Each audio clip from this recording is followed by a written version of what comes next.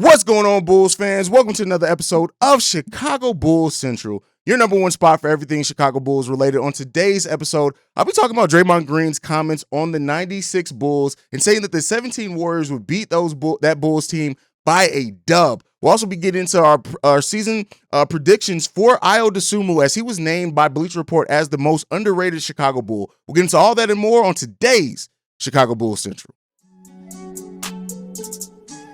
You are now tuned in to Chicago Bulls Central, your number one place for all Chicago Bulls news and content.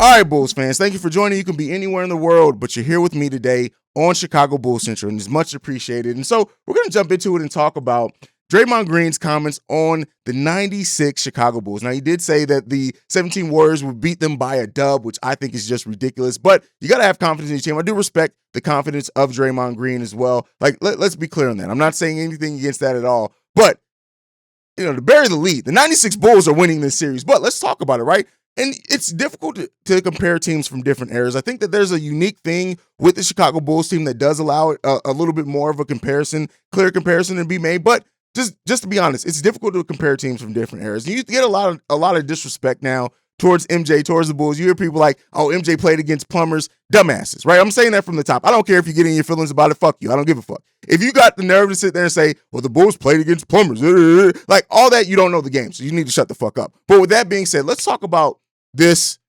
matchup between these two teams and what that would mean, what that could possibly look like, right?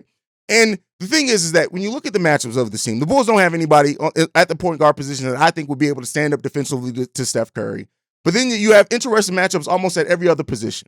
You have Michael Jordan, Klay Thompson. Great, good match. That would be a fun matchup to see is Klay Thompson against Michael Jordan, but greatest player in the world. Michael Jordan is going to make Klay Thompson be like, hey, man, listen, what just happened? What just happened to me here? But with that being said, it'll be interesting offensive, defensive matchup to see what happens between those two players that are both solid on both sides of the ball. Michael Jordan's the greatest, though. Let's be clear with that one. Next up, you got Scottie Pippen, Kevin Durant. I would love to see a series with that, before that alone, like how does that end up shaping up? Like what does that turn into? Scottie Pippen, who sometimes people forget just how great and amazing of a defensive player he was. But yeah, I'm not saying that I think on Locked on Bulls, I said that he would completely nullify Kevin Durant. And by that, I don't mean that he's necessarily going to shut down Kevin Durant. But I think what and how hard he makes Kevin Durant work on the offensive end and then turn around and on the defensive end as well. I think that's going to be one of the most interesting matchups in that. But then you have Draymond Green and Dennis Rodman, two tough players. Draymond gets the dirty title nowadays, playing back there in the 90s in a more physical game. Would love to see it. I think that would be a hell of a matchup. But as something that I alluded to earlier, the Bulls have a player in this that I think blows this matchup out the water, right? And that's Toni Kukoc. And I know people are going to hear that and say, what do you mean? Like, Toni Kukoc was a bench player. Toni Kukoc in today's game, to me, will give you a similar impact to Luka Doncic. When you look at Toni Kukoc, what he was able to do shooting-wise, coming off the bench, his passing, just being a versatile player. You're looking at a player in 26 minutes, back then off the bench, giving 13 points per game on 49% shooting from the field, 40% shooting from three-point range. Listen, especially if they're playing in the 96 era. I still didn't even mention Steve Kerr, which is the connective tissue between these two teams, as he's the coach of the Golden State Warriors and the player on the Chicago Bulls. But Steve Kerr in that season, over 50% from the field, 50% from three-point range. Michael Jordan, one of his best three-point shooting seasons as well, 42% from three-point range. So when you're looking at either era, right, I'm not saying that you want to get into a shooting matchup with the Golden State Warriors because you don't want to do that if you're playing in today's era. But I do look at Toni Kukoc, Steve Kerr, and the rest of the players as being in this generation. Toni Kukoc has a bigger impact on the game and is more versatile. You're talking about at that point, the Bulls running Toni Kukoc as the starting four, unless you move Scottie to that position. But either way, you're moving Toni Kukoc into that starting lineup and Dennis Rodman starting at center for the Chicago Bulls. That completely changes the outlook of how you have to match up if it's in today's era. And yes, that Warriors team still did have Andre Iguodala, who can come in, do some things. They'll probably insert him into the starting lineup, go small as well.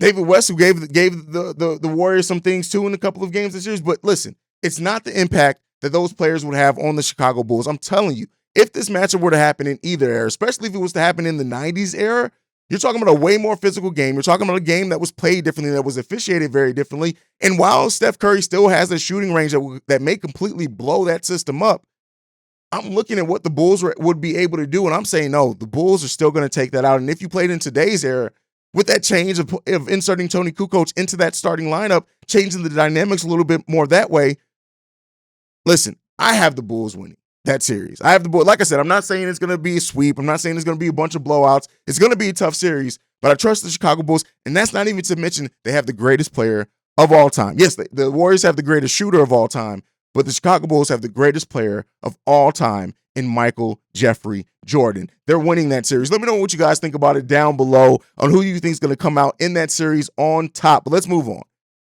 Main topic of today's episode is Ayo Dosunmu. And Bleacher Report picked him as the Bulls' most underrated player. At the end of this episode, I'll get into who I actually think is the most underrated player on the Chicago Bulls. In my opinion, I completely understand Ayo Dosunmu being the pick there. No disrespect to Ayo. Ayo's amazing. You guys already know Ayo is amazing, right? So, but I want to use this to transition into continuing my predictions on the next season for Bulls players, and we're going to do Ayo Dosunmu today. And let's go over Ayo's rookie year, his rookie stats: 8.8 points per game on 52% shooting, 59% true shooting, right? That takes into effect 3-point shooting, free throw shooting, and 2-point field goal shooting. 59% true shooting, 37% from the 3-point range in this season, 2.8 rebounds, 2.4 of those rebounds being defensive rebounds a game, and 3.3 assists per game for Ayo Dosunmu in his rookie campaign. Now, he had a PER of 11.23, which isn't anything to write home about. Again, rookie year, we know he hit the rookie wall. The whole Bulls team kind of fell off a cliff in the second half of the season, as we're going to go over. That definitely happened to Ayo Dosunmu as well. 115.4 defensive rating, which isn't the best at all. That's not great. You want to see that improve for him as well. 14% usage rate. Now, that 14% usage rate was interesting to me because you hear a lot of Bulls fans talk about the fact that Ayo had a better and bigger impact than Patrick Williams in Patrick Williams' rookie season. Their stats, as far as numbers-wise, are very, very similar, if not almost exactly the same in a lot of areas. That usage rate is basically the exact same between the both players in their rookie campaign, showing, hey, offensively, they're not going to get a lot of possessions. But Ayo Dosunmu, what he was defensively, yeah, that defensive rating at 115 isn't the best, but we know that Ayo Dosunmu had a great defensive impact in games, and this is why stats don't always paint the full picture. They help you paint that full picture, but they're not the full picture themselves. Let's go over Ayo as his role increased as well. And, I know we know that his role increased, but I think when we talk about it and verbalize it, it's going to be a bit surprising over just how much it increased. So in October, the first month of the season, Ayo played 5 games. In those 5 games, 11 minutes per game, 2.6 points per game, 1.8 rebounds, 1 assist per game. He shot the ball at 25% shooting that month, but that was his lowest month of the season. In December, made another leap, right? Going into that, in November, we skipped November. In November, went up 6 minutes per game, 17.3 minutes per game in Ayo Dosunmu in his second month of the season, 6.8 points per game, 52% shooting overall from the field, which saw a big uptick, right? 2 rebounds per game, a little bit less than an assist per game. Then December came, another uptick in Ayo's minutes, about 8 minutes more per game in that one, 25 minutes per game, 7.5 points per game, a 71% shooting overall from the field, and 28% 3-point shooting. He didn't take very many threes that month overall. He only took a total in the month of December, less than 10 threes that month, right? Less than 10 threes in a month. That one of the lowest months. He averaged less than a 3-point attempt per game in that one. And that's something we're going to talk about as well. 50% shooting from free throw range as well. Another uptick in January, which saw Ayo crack 30 minutes per game for the first time, and he pretty much maintained that until we got to the playoffs. 32 minutes a game for Ayo Dosunmu in the month of January, 10 points per game, 52% shooting from the field as well there. That 3-point number rate went up way high. So while he averaged in the month of December less than a 3-point attempt per game, in the month of January, he averaged between 1.3 and 2.8 3-point attempts per game and hit that at a 44% clip. Huge uptick for him. The month of February, another one, 36 minutes per game, 10 points per game, another 50% shooting month from the field, 37% shooting from three, 3.5 rebounds per game, and 6.5 assists per game for Ayo in the month of February. Month of March, 30 minutes per game, 9.3 points per game. And then April, his best statistical month, but it only came via 5 games, 30 minutes per game, 13.8 points per game, 3.4 rebounds, 3.4 assists, over a steal and a half a game per game for Ayo Dosunmu, 54% shooting from the field and 42% shooting from three-point range, averaging between 1.2 and 2.8 three-point attempts per game. Now, we saw Ayo have a terrible postseason. In the postseason, he started off in game 1, 22 minutes per game, 29 minutes in game 2, 18 minutes in game 3, 7 and 9 minutes in game 4 and 5, respectively. He averaged 17 minutes per game in the playoffs for Ayo Dosunmu, only 4 points per game, 30% shooting from the field, 23% shooting from three-point range. It was not a good playoffs for Ayo Dosunmu. But that really comes back to what we talked about before. Ayo Dosunmu's role increased so much that season. He played more games than what he played in his basketball career last season. And we saw him hit that rookie wall, and we saw him and the team fall off after a certain point in time. So it makes it, going into next season, predicting Ayo, it's hard because it's hard to even predict his role, right? We don't know what role Ayo Dosunmu is going to be playing next season. With Lonzo Ball, like, he could be starting. If Lonzo Ball is not ready to go, Ayo Dosunmu could very well be our starting point guard day 1 for the Chicago Bulls. And if Lonzo is ready to go, we'll see Ayo come off the bench. Now, that completely changes the way that you have to predict for a player if they're going to be a bench player versus if they're going to be in the starting lineup. But I'm going to try to do my best here. Looking at Ayo, the shooting percentages I want to see stay the same. Even if they dip a little bit, at 50% shooting from field goal range, 59% true shooting, 37% shooting from three-point range for his career. And as we went over, he had some months where he laid complete goose eggs from three-point range. Ayo Dosunmu was a scorer in college. As we see if he can incorporate that more into his NBA game, it's going to make it interesting to see how he progresses as far as PER, efficiency.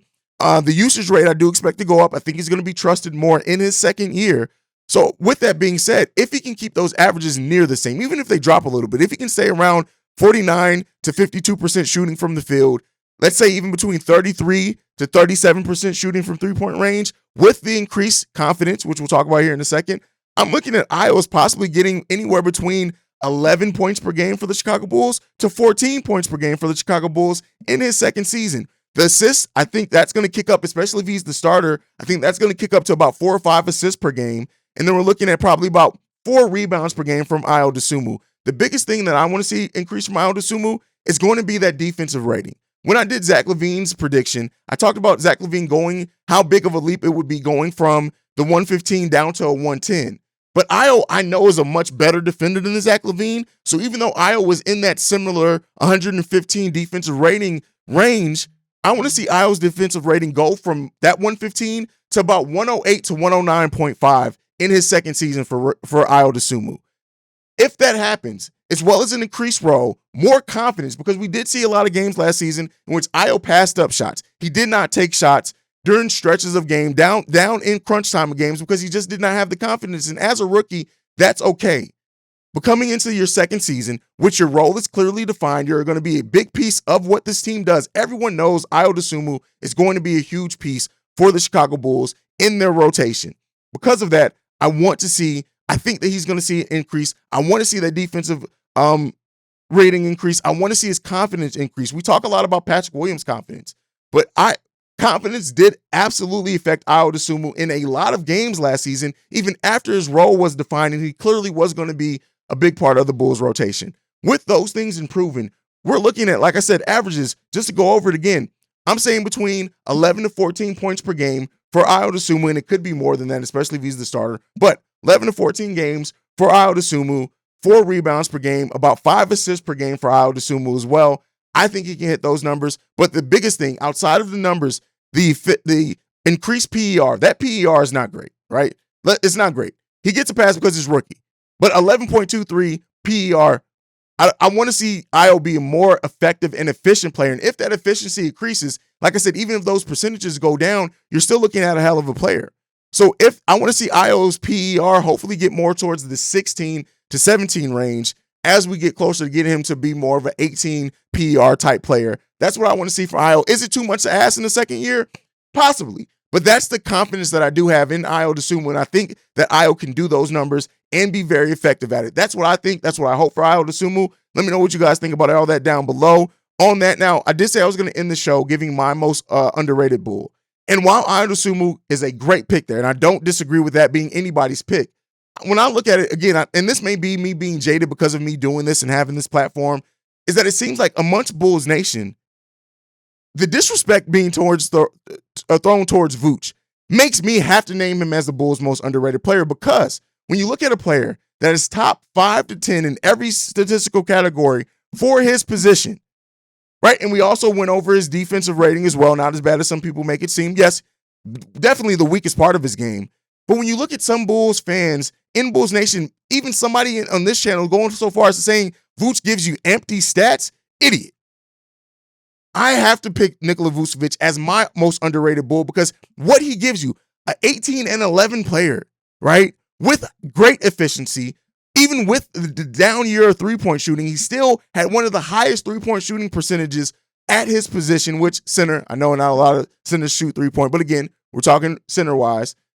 I have to, like, people talk about Vooch now as if he's like this bottom-tier center when he's actually one of the top 10 centers in the NBA, clearly by every metric that you can get. So for me, Nikola Vucevic is the Bulls' most underrated player because of the way that the conversation around him has been happening the last few months. So that's who I pick as the Bulls' most underrated player. But I want to hear from you guys. Who do you think is the most underrated player on the Chicago Bulls? Let me know down below. But that is it for me for today. Thank you so much for joining me and being the best part of Chicago Bulls Central. If you want to follow the show, make sure you do so at Bulls Central Pod. You can send us any feedback, questions, comments, concerns, bullcentralpod@gmail.com. Lastly, if you want to leave a text and a voicemail, the number to do so, 773-270-2799. Chicago Bulls Central is the number one place for everything Chicago Bulls, really not because of me, but because of you guys. And like I like to end every episode on, go Bulls. Love you guys. Peace, y'all. And live red, people. Live red. This has been a presentation of the Break Media.